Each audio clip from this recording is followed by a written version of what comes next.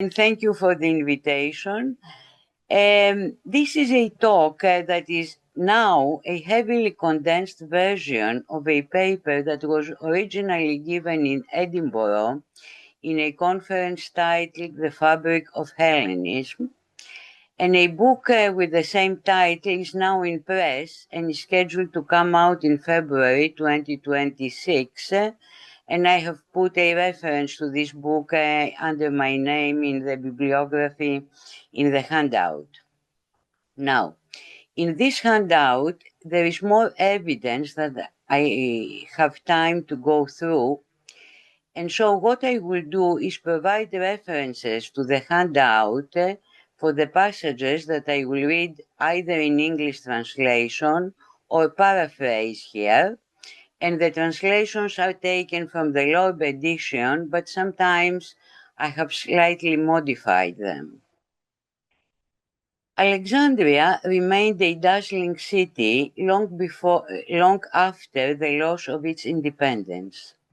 This is how the impressionable Cleitophon describes the city upon arrival in Achilles Statius's novel Leucippe and Cleitophon, and this is handout number 1. I entered it by the Sun Gate, as it is called, and was instantly struck by the splendid beauty of the city, which filled my eyes with delight.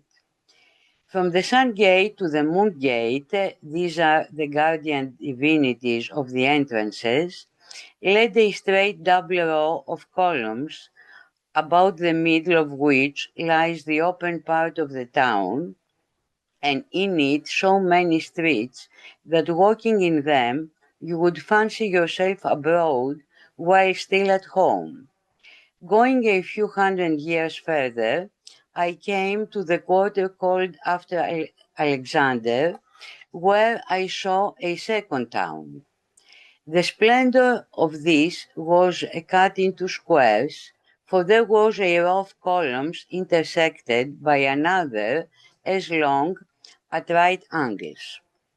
I tried to cast my eyes down every street, but my gaze was still unsatisfied, and I could not grasp all the beauty of the spot at once. Some parts I saw, some I was on the point of seeing, some I earnestly desired to see, some I could not pass by. That which I actually saw kept my gaze fixed, while that which I expected to see would drag it on to the next. I explored therefore every street, and at last, my vision unsatisfied, exclaimed in weariness, "Oh, my eyes, we are beaten." Strabo, who visited the city a few years after the fall of the Egyptian kingdom to the Romans, also praises the looks of the city and mentions several buildings, that is the palace, the museum, the gymnasium, and the hippodrome. In addition, Strabo offers a scathing account of Ptolemaic rule, with the exception of the first three, that is Soter, Philadelphus, and Evergetis. This is handout number 2 now.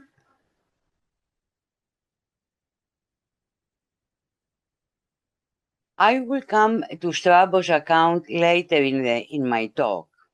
For the moment, I want to draw attention to his positive evaluation of Augustus's rule, and this is handout 2b. And after Augustus and Caesar pursued them, destroyed both, and put an end to Egypt's being ruled with drunken violence. In what follows, I will focus on the two other famous visitors to Alexandria, Plutarch and Dio Chrysostom.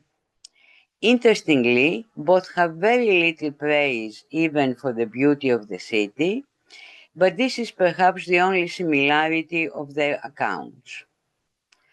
I will start with Plutarch's enigmatic silence.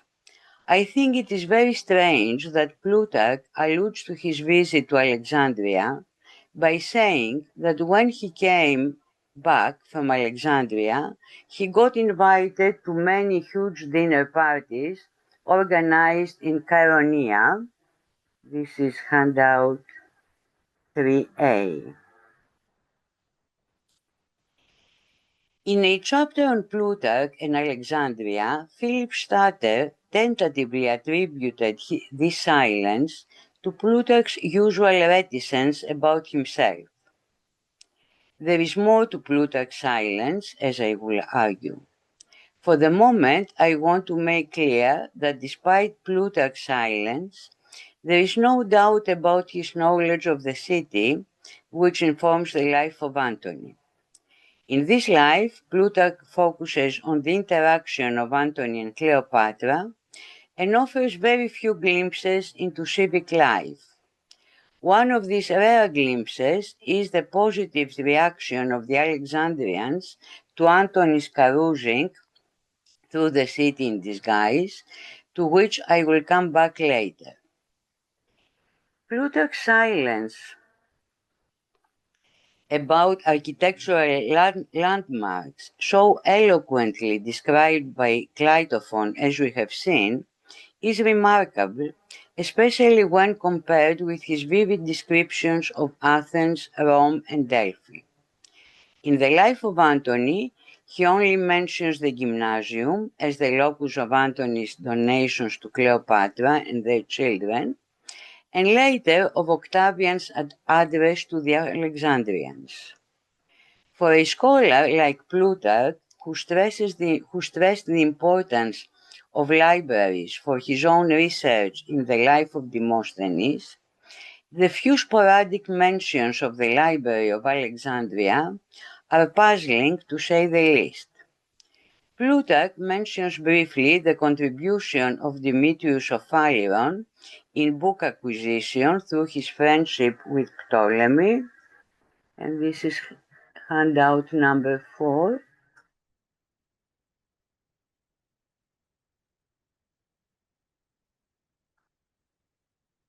And the destruction of the library during Caesar's siege of Alexandria in the homonymous life.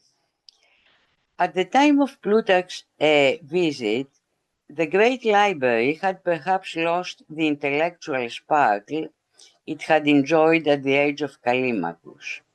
However, this can only partially account for Plutarch's sense of unease. A related piece of information may throw some light on Plutarch's reticence. This is handout number 5. One of the complaints made to Octavian against Antony was his donation of the 200,000 books of the Pergamum library to Cleopatra. Plutarch does not pass judgment on this issue, but having the benefit of hindsight, it is not hard to imagine what he thought. Unlike Strabo, however, Plutarch has some praise for Cleopatra's learning, her multilingualism, her charm, and her courage. Yet he is clearly reluctant to reconstruct civic life, both in Ptolemaic and Roman Alexandria. I shall come back to Plutarch's reticence of Alexandrian civic life after exploring Dio's account, which occupies the other end of the spectrum. Unlike Plutarch, Dio does not hesitate to give his opinion about Alexandrian civic life urbi et orbi, if the 32nd oration, as we have it, was delivered in Alexandria. I am inclined to think that what we have is a revised version composed sub specie aeternitatis, but whatever the case may have been, it is an intriguing take on the fabric of Hellenism. The ostensible purpose of Dio's visit and speech, plausibly dated to the reign of Vespasian, was to advise the Alexandrians to stop rioting and be on good terms with the emperor. But Dio goes far beyond his immediate purpose. His speech is an all-out attack against the Alexandrian modus vivendi, which is centered on performances of Kytharodia, the gymnasium, and the hippodrome. In what follows, I shall argue that the negative depiction of the Alexandrian musical and athletic culture is interwoven with systematic glimpses into 5th century Athenian civic and artistic life, which, despite occasional criticisms, is depicted much more favorably. Less frequently, Dio compares the Alexandrians with the Spartans, and as with the Athenians, he emphasizes Alexandrian inferiority. The contrast between Alexandrians and Athenians begins in chapter 3 with the story that the Athenians misunderstood Apollo's command to put what is best into the ears of their boys, and instead of education and reason, they inserted a piece of gold. I read in translation the text in handout number 6.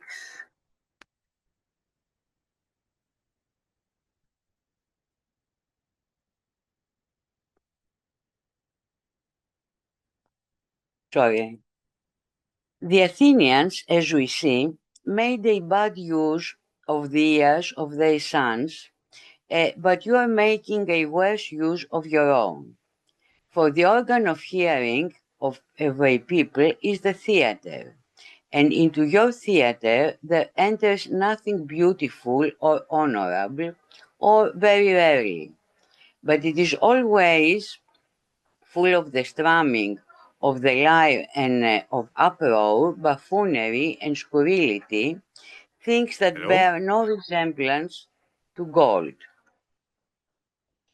For that reason, therefore, I was right in saying that you lack seriousness, for neither are you yourself serious, nor are they serious with whom you are familiar, and who often come before you in the guise of both mimes and dancers plying nimble feet, and men astride swift steeds, most apt to stir dire strife, and spectators crude, the fools, and bring a general ruin to multitudes.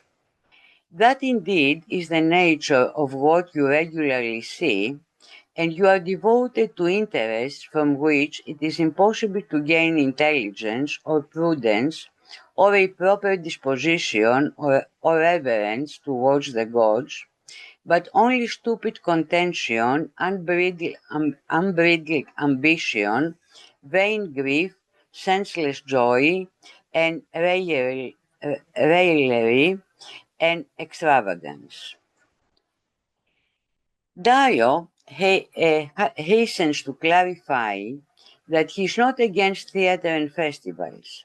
He simply advises the Alexandrians to listen to frank and honest advice, and praises the Athenians who welcomed the public criticism of individuals and the city by their comic poets such as Aristophanes and Eupolis. Dio stresses that this criticism was welcome at the public festivals in which the allies of Athens were present. Another unfavorable contrast between the Athenians and the Alexandrians follows, and then Dio goes on to blame the so-called philosophers and singles out for mention two groups: scholars who are afraid to talk to the people and prefer the company of one another, and cynic philosophers. The philosophers of both brands receive sustained criticism and are finally compared to athletes who avoid the gymnasium. These philosophers are contrasted with Dio, who has been sent by a god and is not afraid to expose himself to the mob, who terrify everybody, private citizens and kings. Through another allusion to 5th century Athenian imagery of the demos as dynastes, Darius speaks of two types of assembly, a gentle and composed and an unruly one, and claims that the Alexandrian assembly is at present composed and sober, in a word totally different from when they watch musical performances. His speech, Dio continues, is successful because it has offered 1 hour of sobriety, during which the Alexandrians are axiotheatoi to private citizens and kings. He then proceeds to tell them the reputation they have, and this is handout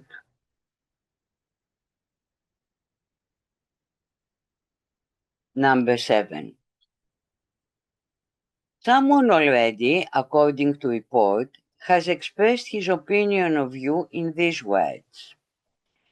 Quote, but of the people of Alexandria, what can one say? A folk to whom you need only throw plenty of bread and a ticket to the hippodrome, since they have no interest in anything else. Unquote. This leads our speaker to the view that the people's character is revealed in the theatre, a thought which is reformulated in chapter 35 as follows. We are handout number 8. On the other hand, how you behave as spectators and what you are like in the theatre are matters of common knowledge among Greeks and barbarians alike. For your city is vastly superior in point of size and situation, and it is admittedly ranked second among all cities beneath the sun. A backhanded compliment of the site, the location, and the maritime commerce of the city follows, and is in turn followed by the reminder that the only conceivable praise concerns people's personal qualities, not the location and natural resources of their country. At this point, Dio goes back to the witnesses of a community's behavior and observes that his audience is multinational. This is handout number 9.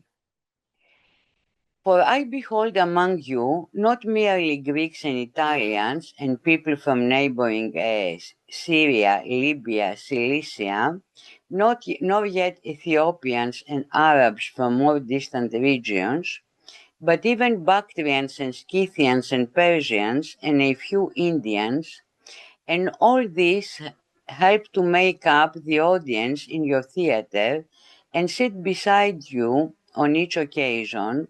Therefore, while you perchance are listening to a single citharod, and that too a man with whom you are well acquainted, you are being listened to by countless peoples who do not know you. And while you are watching 3 or 4 charioteers, you yourselves are being watched by countless Greeks and barbarians as well. This statement echoes, of course, his earlier praise of the Athenians, who encouraged the criticism of the likes of Aristophanes and Eupolis in the presence of their allies in the Dionysia. Like an Aristophanes of his day, Dio admonishes the Alexandrians in front of a huge multinational audience. The wise man points out that upon return, these people will praise the beauty of the sanctuaries, the size and the location of the city, but they will blame their madness for musical performances and home races. Dio illustrates his point through the mention of the visit and the impressions of Anacharsis, as narrated by Herodotus, Book 4, Chapter 76, and repeats that he is not against musical performances and athletic contests, but he is against the attitude of the Alexandrian audiences that does not befit free men. In chapter 47, an important new issue is introduced. The entertainers that perform in Alexandria, which is now called almost the center of the world, are either run-of-the-mill or quite bad. This obviously does not show, handout number 10, musical power or artistic preeminence, but rather shallowness of you listeners and the weakness of your city. At this point, Dio alludes once more to the differences between contemporary Alexandrians and the Athenians of the past, handout number 11. And here is an amazing thing which brings reproach and ridicule upon the city, that whereas elsewhere nobles and tyrannicides are held in memory because they gave their lives for the salvation of their fatherland, with you it is for a bit of catgut that men meet their fate, and because of an enjoyment that is fleeting, or more properly, a fancy that has no substance. It wouldn't be far-fetched to say that Dio goes on to accuse the Alexandrians of hooliganism, and this is number 12 in the handout, which I do not have time to read out. But he then proceeds to compare them unfavorably with the Rhodians, to whom Dio also gave a hard time in his Rhodian oration. Another tirade follows, this time on account of the intoxication the Alexandrians experience at the sound of music. At this point, Dio brings the Athenian theatre into the foreground once again, this time through the association of Alexandrian spectators with Bacchae, satyrs, and the nymphs of Attic drama, and this is handout number 13.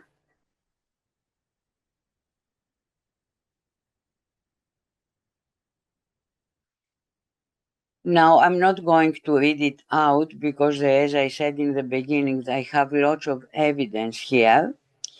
So I move on to a new series of rhetorical questions which tie Alexandrian habits with the past and the present. And here I paraphrase passage number 14. Are you imitating the Spartans? Asks Dio, and the answer is no. Do you wish to be compared to Nero? The negative answer is followed by the advice to imitate the present emperor's devotion to Paideia and reason.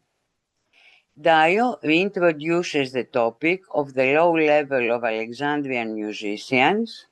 This is number 15. Which leads him to a curious story that he allegedly heard from a Phrygian kinsman of Aesop,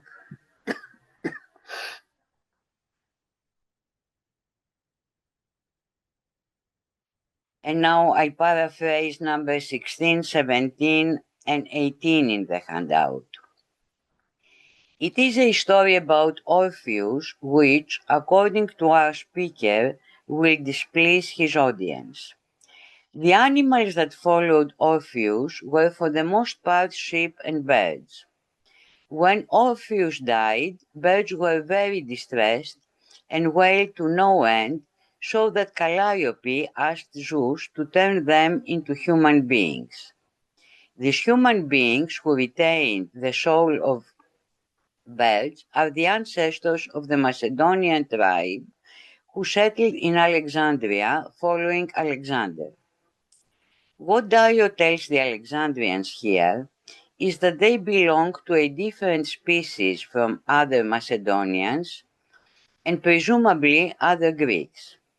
Alexandrian Cytharods have a similar descent. They used to be dogs who imitated Orpheus and kept the addiction after they were transformed into men. In the end, he lightens the tone by saying that his Phrygian informer said these stories in a jest, but Dio has made a point that he will explore further. The music mania, Dio continues, handout 19 now,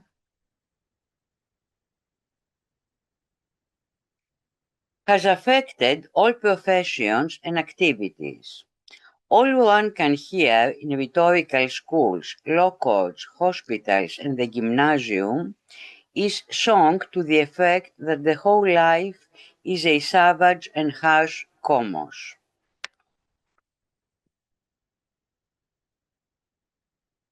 After an unfavorable comparison of the Alexandrians with the Spartans, Dio broaches a topic that many Greek writers have touched upon.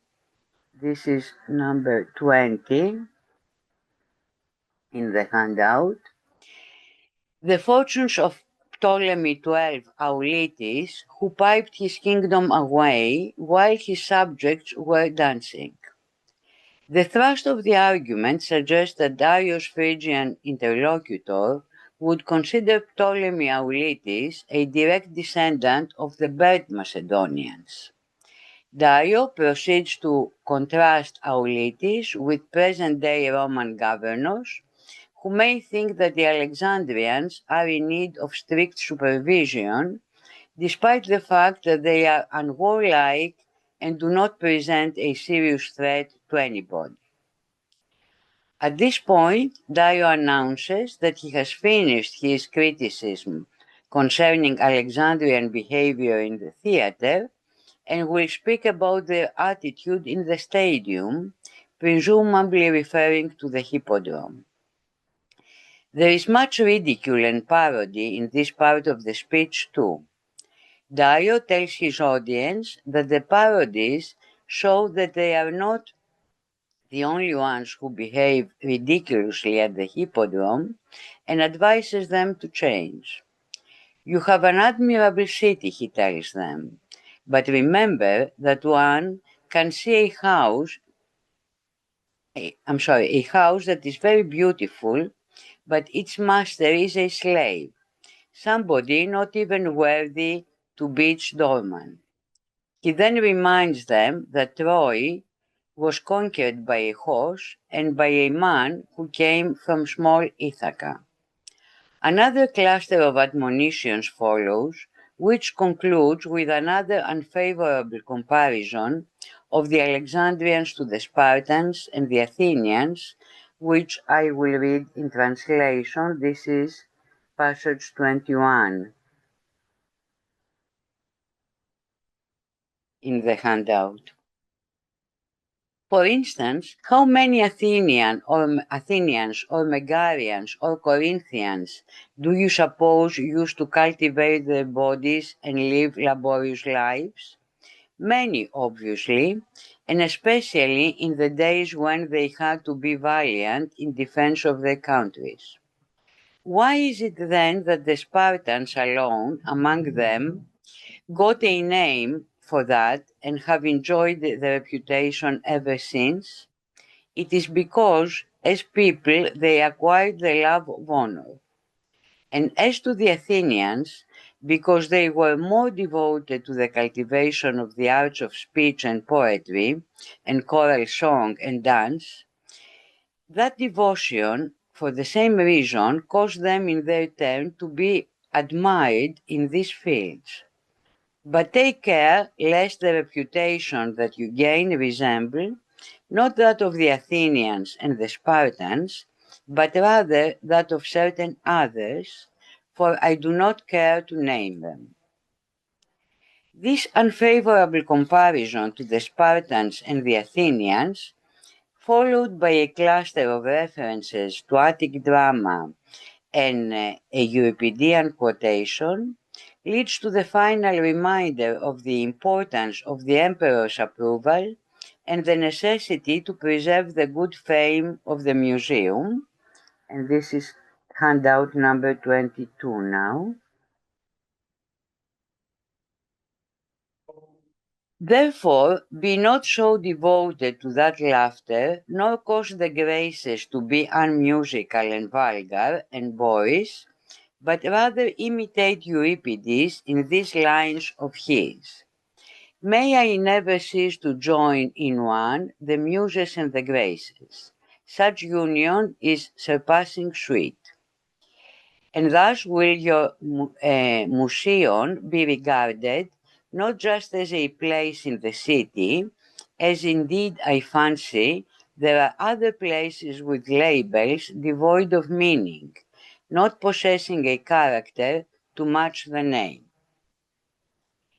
This backhanded compliment in the first and last reference to the famous museum, intertwined with a quotation from Euripides' Heracles, which of course echoes the earlier unfavorable comparison of the Alexandrians with the Athenians. And here I would like to remind you of chapter 97, where Dio compares the Alexandrians with the Athenian beetles who never taste the famous Attic honey. At this point, Dio swiftly brings his speech to a pessimistic end by comparing himself to a musician who dreamt that he would sing into an ass's ears. This musician performed an intricate piece for the tyrant of Syria, who was clueless about music. The tyrant treated the musician with disdain, and in the end he had him bound and flogged.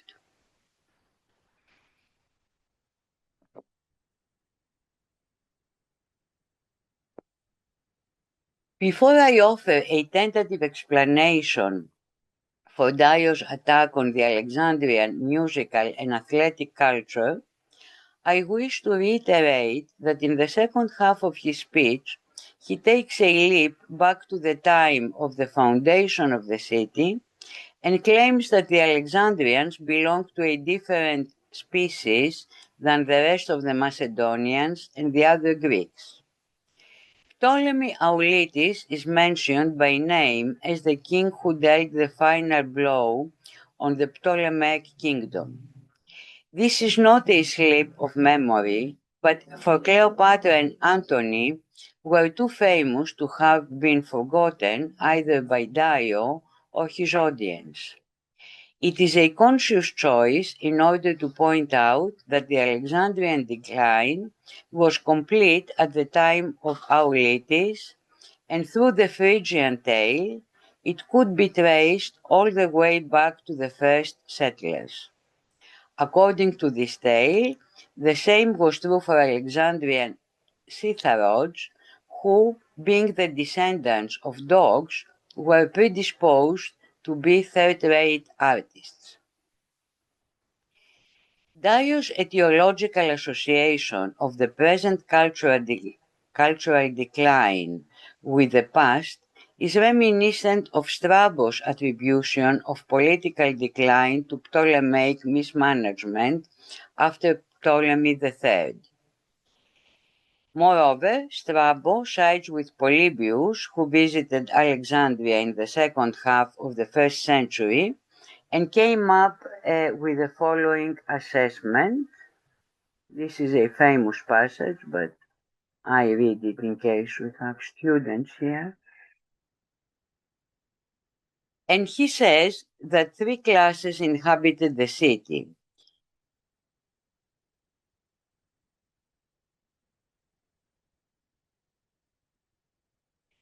First, the Egyptian or native stock of people who were quick-tempered and not inclined to civic life. And secondly, the mercenary class, who were severe and numerous and intractable, for by an ancient custom, they would maintain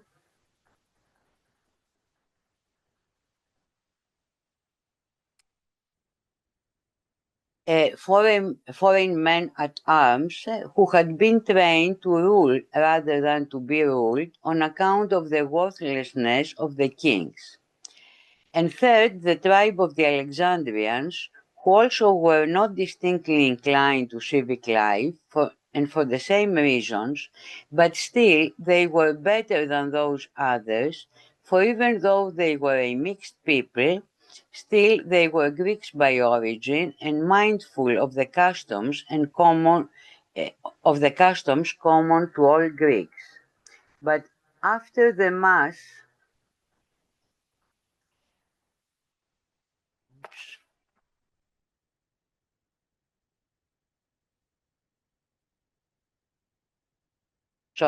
but after the mass of people had also been blotted out, chiefly by Evergetes Physcon, in whose time Polybius went to Alexandria, for being opposed by factions, Physcon more often sent the masses against the soldiers and thus caused their destruction. Such being the state of affairs in the city, Polybius says, in very truth, there remained for one, in the words of the poet, merely to go to Egypt a long and painful journey. It is worth noting that Strabo and Polybius make a cultural point. Ptolemy Physcon wiped out the people who remembered and adhered to Greek customs. It is possible, therefore, that by the time of Strabo's sojourn and later, the cultural scene of Alexandria did not remind the Greek pepedefmeni either of the musical and athletic traditions they were familiar with, or those they could reconstruct from their vast knowledge of Greek literature. Strabo's account of Ptolemy 12 Auletes offers a good example of a different cultural agonistic model. This is 24 in the handout, and I read the English translation. Now, all the kings after the third Ptolemy, being corrupted by luxurious living, have administered the affairs of government badly, but worst of all the fourth, the seventh, and the last, Auletes, who apart from his general licentiousness, practiced the accompaniment of choruses with the flute, and upon this he prided himself so much that he would not hesitate to celebrate contests in the royal palace, and at this contest would come forward to vie with the opposing contestants.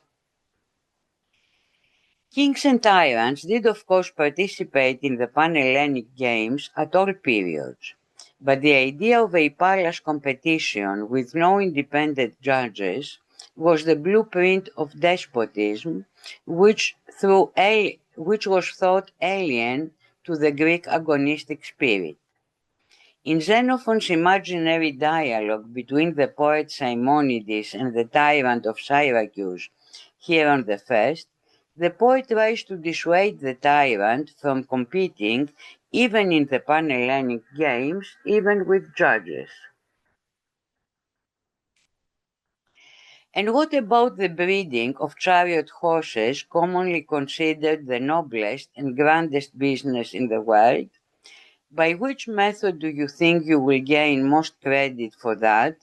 If you outdo all other Greeks in the number of teams you breed and send to the festivals, or if the greatest number of breeders and the greatest number of competitors are drawn from your city? And how is your nobler victory gained? By the excellence of your team or by the prosperity of the city in which you are the head? Indeed, my own opinion is that it is not even seemly for a great despot to compete with private citizens. for your victory would excite envy rather than admiration, on the ground that many estates supply the money that you spend, and no defeat would be greeted with so much ridicule as yours. The world of Dio and Plutarch was of course different from Xenophon's world, but it was not a vanished world as long as they could read the classical authors and imagine their world. It was highly ironic that this world had been preserved in the Library of Alexandria, but as Dio observes, the scholars of his time were afraid of the masses and sought the company of other scholars. The Alexandrians still had a theatre, a marvelous gymnasium, a hippodrome and the museum, but Dio's ultimate accusation is that they did not perform Hellenism. The Athenian background in Dio's Alexandrian canvas serves as a reminder that the Alexandrians cannot emulate the Athenians, let alone the Spartans. It is now time to go back to Plutarch's enigmatic silence.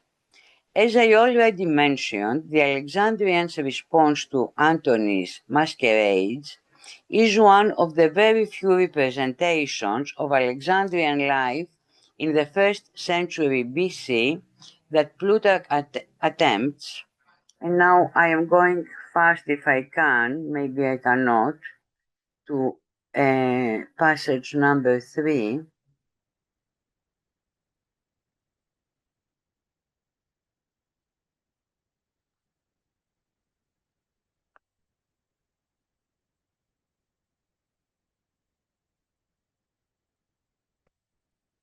And I read the translation. And when by night he would station himself at the doors or windows of the common folk and scoff at those within, she, that is Cleopatra, would go with him on his round of mad follies, wearing the garb of a serving maiden. For Antony also would try to array himself like a servant. Therefore he always reaped a harvest of abuse, and often of blows, before coming back home, though most people suspected who he was. However, the Alexandrians took delight in their graceful and cultivated way. They liked him and said that he used the tragic mask with the Romans, but the comic mask with them. Here, the Alexandrians are praised for their musical expertise and discernment, and for their Hellenic paideia, thanks to which they interpret the royal masquerades in artistic terms and contextualize them in the long Greek theatrical tradition. In terms of the fabric of Hellenism, it is a moot point whether the Alexandrians' assessment of Antony's masquerades was right or simply too generous. What is significant, especially in the light of Strabo's and Dio's accounts, is that Plutarch depicts the Alexandrians as pepedevmeni. In other words, he parts company with Strabo and Dio when it comes to Alexandrian culture. It is therefore possible that Plutarch's assessment is a tacit disagreement with Dio's scathing account. This view presupposes that Plutarch knew Dio's oration in some form, and in this connection the name Favorinus comes to mind.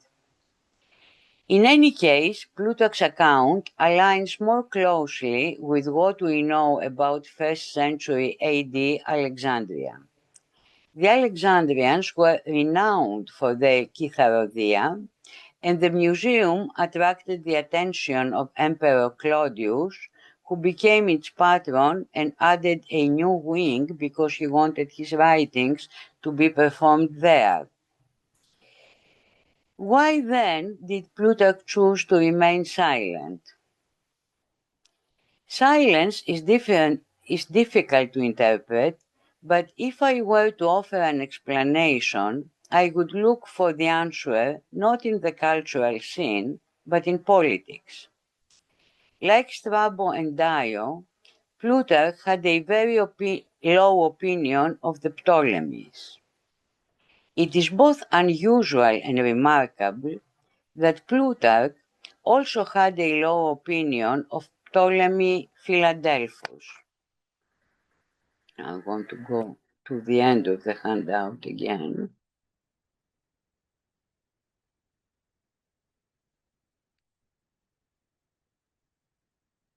In The Fortune of Alexander, Plutarch contends that Philadelphus became king easily thanks to his father and spent all his life in the theatre and the processions.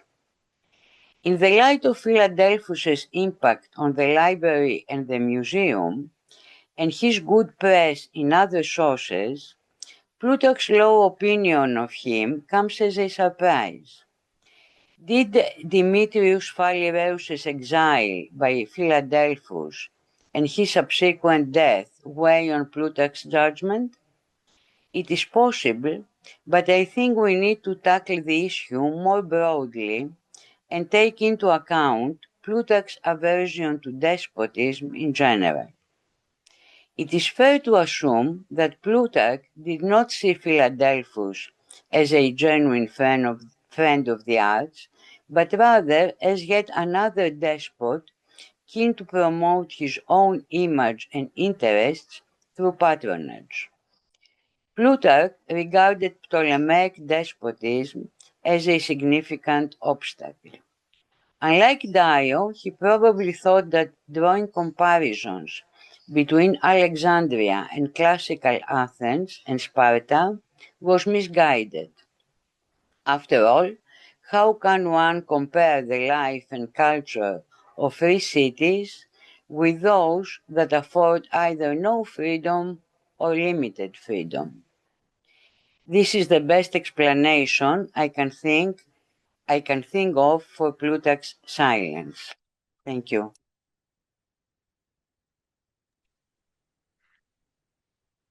Well, thank you very much, Lucia, for that extremely, extremely, you know, broad-ranging and exciting paper. I mean, I've never, I've never looked at this material myself, and I'm actually astonished at how how negative these writers are about the culture of the greatest city in the Greek-speaking world. I'll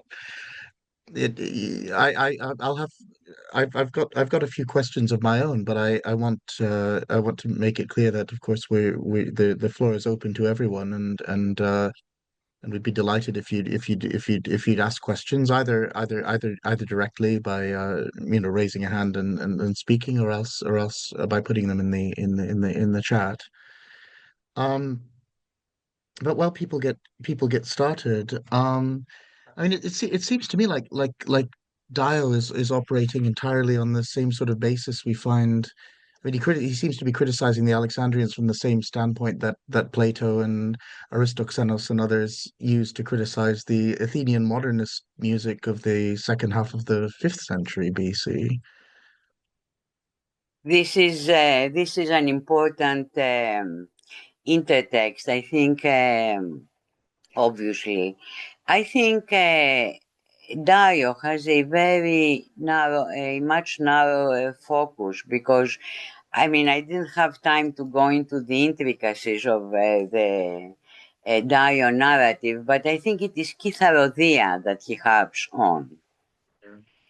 So it is not like Plato, who talks about choruses. Actually, Dio later at some passage that I couldn't even put in the handout because it was getting very big. He says, well, there are some good citizens. There are 15 people who are good, and I think 15 is the number of a chorus, and the context points in this direction. Yes, I think it is certainly there. I Mm. mean, Yeah, I mean, does he really have so little to say about the Egyptian, or and does he even mention the Jewish element in Alexandria, or is that something that's yes, that's yes. I think yes. Now, of course, the first century AD was, not an easy Mm. century for, the Greeks and the Jews. But yes, I think. I don't know. I mean, somehow it seems, of course, we have the philosophical background of Plato, we have this very impressive multicultural community in Alexandria that, I mean, is doing well. Pace Dio now. But I was wondering, if the fame of Alexandria was weighing on his judgment, because here we have Dio, from a city that is as new as Alexandria, but not as famous as Alexandria. So I wonder if that comes into play. But Yeah. Well, it reminds me something of what Dio says reminds me of the famous fragment of Aristoxenos about Paestum in Italy, where he says that the citizens of Poseidonia have been conquered by the Oscans, and every year they have a festival where they come together and play at being Greek, and they feel sad and they mourn their Greek culture by enacting it through the music that they used to practice, but which they no longer practice. I mean, Hellenism is something which it seems to be a very delicate thing for these people. yes. And of course, Dio would tell you, that this is dog music. This is not the Yeah. music that, which is not true. I mean, that we know. Uh, and Nero, of course, there are all these anecdotes about Nero thinking, that at some point he would retire to Alexandria and make his money, being a citharod. So I think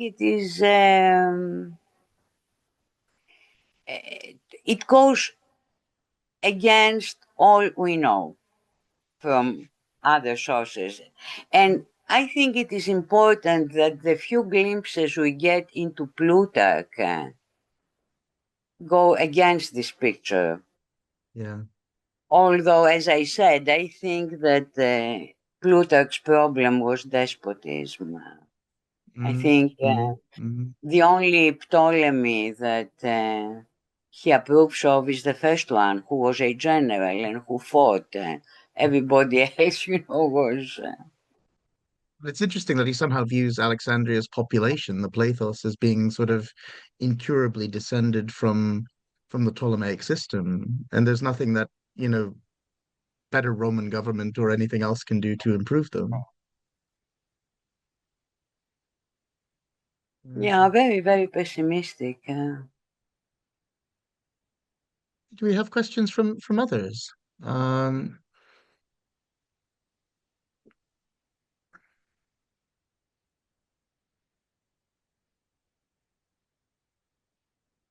I mean, my impression when it comes to music in the empire is that, you have a performance culture that's pretty much by this stage, by Plutarch's and Dio's time, it's a performance culture that's basically the same across the whole of the empire, and that the music you're listening to in Rome wouldn't have been all that in a Roman pantomime or a Roman Chithrotic performance wouldn't have been all that different from what you would hear in Alexandria. And there's not much evidence, is there, for local styles, not even on the level of, say, French and German and Italian music in the 18th century, which form very, very, very definable local styles. Um, so again, this strikes me as it's very puzzling to me how divorced these attitudes are from the historical reality, from the cultural reality. But it tells us a lot about Hellenism in the period, maybe the defensiveness of Hellenistic intellectual of sort of you know the second sophistic and the way in which they view Hellenism as something that has to be protected at all costs. Yes, and the question is which Hellenism? Yeah, yeah. Uh, I think, They have a very Hellenism. idealized image of fifth century Athens and Sparta, don't they? Um, Well, I think now there is an article by Katerina Zaderska that I have put in the bibliography, where she argues the opposite point. I mean, she thinks in that article that uh,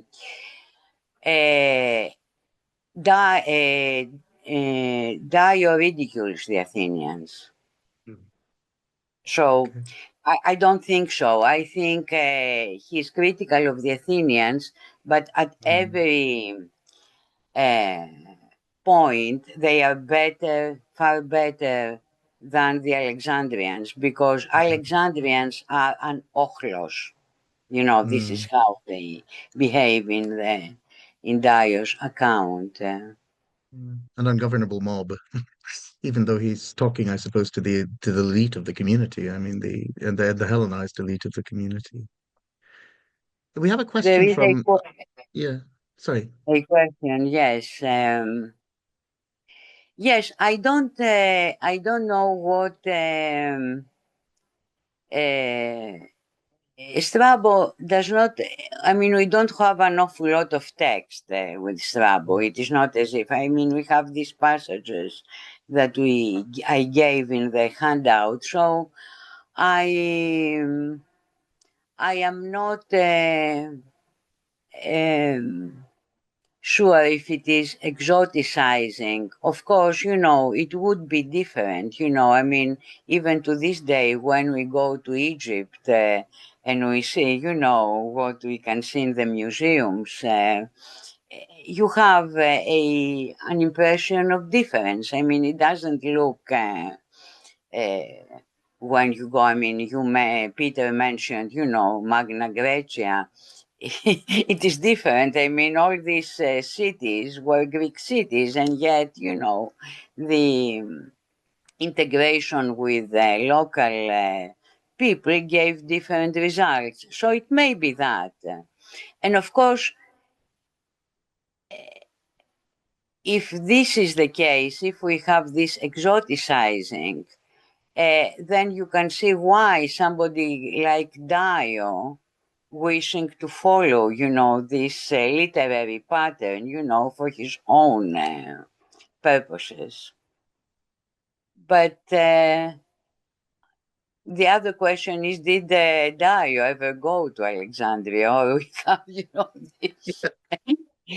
I think he did. I don't think, we need to be so skeptical, but you never know. Strabo certainly did. Yeah, He knew the city well. yeah, Yeah. yeah. Yes, and Dio is a little confusing, I think. I have tried, not of course that I am familiar with Alexandria myself. I mean, I couldn't really, but trying, to guide myself, to orient myself through his narrative was not the easiest thing with maps, etc. So, Yeah. but that was not his point, because the museum he never, I mean, describes. He's totally indifferent in the Yeah. realia.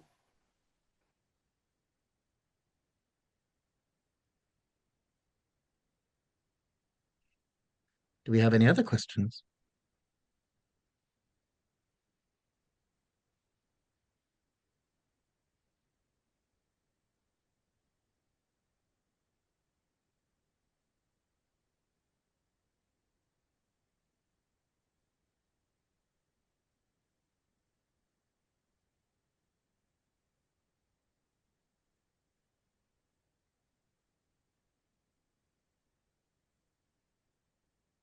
I mean, do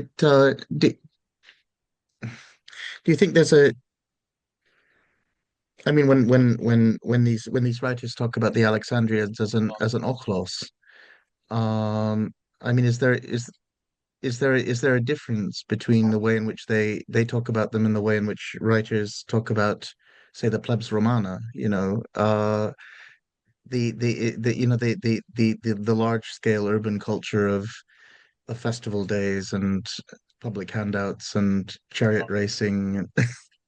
Um, Yes, and of course, now that you mention chariot racing, I think it was totally different by the time of Dio. You know, chariot mm, racing had nothing to do with chariot racing, in the classical period. And of course, yeah, the charioteer is, a professional, usually slave, usually superstar. Uh, mm, so they construct, I mean, the games were different, and uh, people in the games, they always behave in the same way, it seems to me, no matter who the charioteer is. If you are a fan and you go to Olympia at Pindar's time, you are going to react exactly as the fan at Dio's time. mm, But what differs is what a society decides to privilege. yeah, And so, yeah, I mean, if you, uh, as you know, Peter, Pindar looks at the divine horse, Pherenikos, who has his own Aristea. Now, if you look at that, you're going to overlook your audience. I mean, you don't care about these things. You care about different things. And all we have right now is, these texts to reconstruct, of course, not only text, but it is so the mob, if you want to reconstruct the mob, you can do the same in Rome. yeah, And of course, Dio has this Artos and Thea, which is what mm, Juvenal talks about in yeah, Rome. So that's, um, I mean, something that is, either alone or, it is not alone, but the description, of the similar reality. yeah, yeah, And yeah, certainly, just to go back to your point, I mean, there were so many Roman visitors in Alexandria, so, you could, and vice versa, and so many Alexandrians. Um, yes, and some of these people, but just to say something about Plutarch now, because we are talking about Dio's aggressive eloquence as sure, opposed to Plutarch's silence. Uh, I think the life of Antony is in the end very grim, because mm, everybody betrays everybody. I mean, the teachers betray the students because they wanted to save their skins. So uh, Plutarch is not interested in the mob, but I think he's interested in what despotism does to you. That the yeah. moment you sense danger, then you are ready to betray everybody. Would you go so far as to say that maybe his critique of the Ptolemies has something to do with an implied critique of Rome, or would you not go that? Eh, well, I wrote an article now in Greek, unfortunately, and my newest idea is that yes, Plutarch is against despots. He's not Mm, particularly against the Romans, and I think he distinguishes between better and worse despots. uh, So, for instance, when you look at the life of Demetrius, Poliorcetes, I mean, it is a scathing account of a Macedonian despot.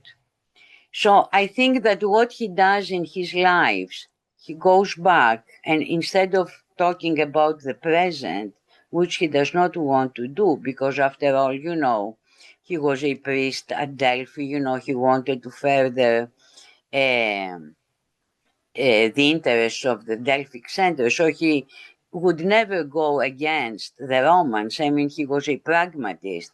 But what he does in his lives, he look at the despots of the past, and some of them are better, some of them are worse, regardless of their ethnicity. They can be Roman, they can be Greek, and I think Yeah. the Ptolemies are the worst. For instance, if you look at the life of Cleomenes, Mm. there it is, hell. Um, okay, yes, there is another question in the chat Yes. now. That's also from Uh, Yayum. yes, I think, no, they are not. I haven't read everything, in after, the imperial period. But, for instance, even if you look at this novel that with which I started my talk, I think they are closer to Plutarch. I mean, I think nobody is as harsh as Dio. That's why, as Peter, when I started reading Dio, I couldn't believe in my eyes what I was reading. I think it is far worse than the Rhodian narration. Mm. Mm. Mm. So I think it is a unique, uh, well, not a unique. I mean, Dio is. I mean, it is his genre to be critical. It is not. I mean, Mm. it is not only the Alexandrians, but I think if you take into account how important Alexandria was, then yes. I mean, because I was thinking of the Tarsian orations as well, but it seems to me that uh, with Alexandria, we have the problem that this is a bastion of Hellenism. It is Mm. not the first city, and to treat this city like that uh, is a huge surprise. Yeah. Yeah. Of course, if you have a radically conservative cultural agenda, then perhaps the bastion of Hellenism is the point at which you want to launch your attack in the name of a return to something supposedly purer and whatever. It does have remarkable similarities to modern discourses of ethnic nationalism, I think, to some extent. It's the first time I've encountered in this text, so I'm still in a slight state of shock, I have to admit.